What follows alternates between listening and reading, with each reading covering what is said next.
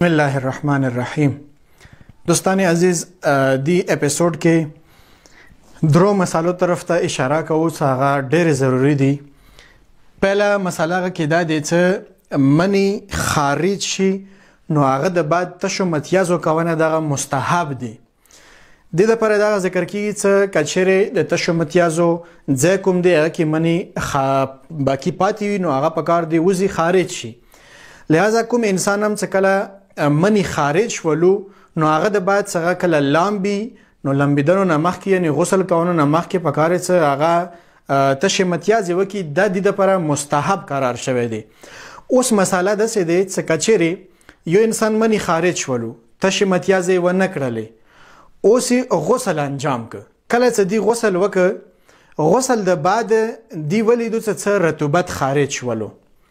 رطوبت مطلب یعنی څه لاندواله خارج شو یا څه اوبه خارج شو. کله چې غسل د بعد د رطوبت خارج ولو اوس د پته نشته دی چې د کوم رطوبت خارج ولو دا منی خارج ولو یا نه څه بل څه رطوبت دی.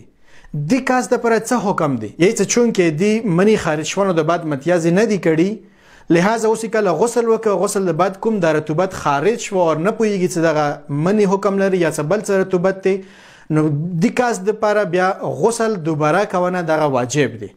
ضروری دی چې په کار دغه کاس دوباره غسل وکي. کچېره کوم کاس منی خارج شونه د بعد متیاز نه دی کړي غ کاس د لپاره دغه شرط دی.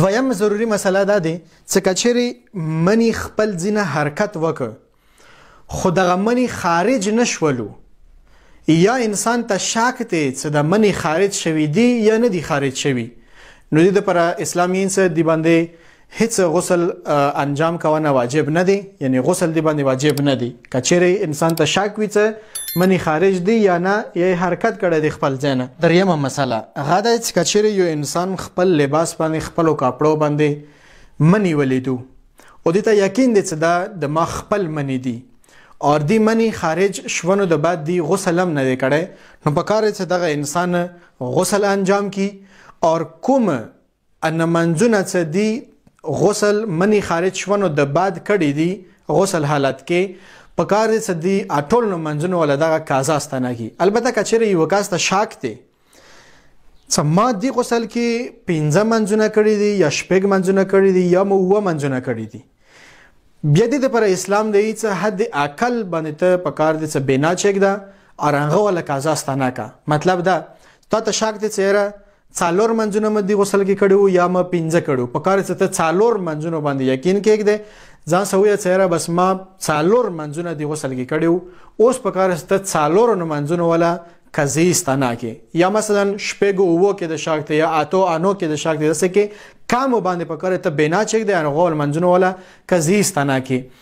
د یو مسله دی چې مثلا منی ولیدو خپل منی غسل نه وکړه کې نه منځ وکړه پکاره دی منځونه واجب دي څنګه قضا وکي. دا دي ته یقین و چې یاره د کوم منځونه ما کړی دي دا منی خارج شونه د بعد د منځونه ما کړی دي غسل حالت کې ما کړی دي خو اما هغه منځونه چې کوم منځونه متعلق دي ته احتمال و چې یاره کې دي شي دغه ما منی خارج شونه د بعد کړی وي د کس باندې بیا منځونه ولا قضا واجب نه دي.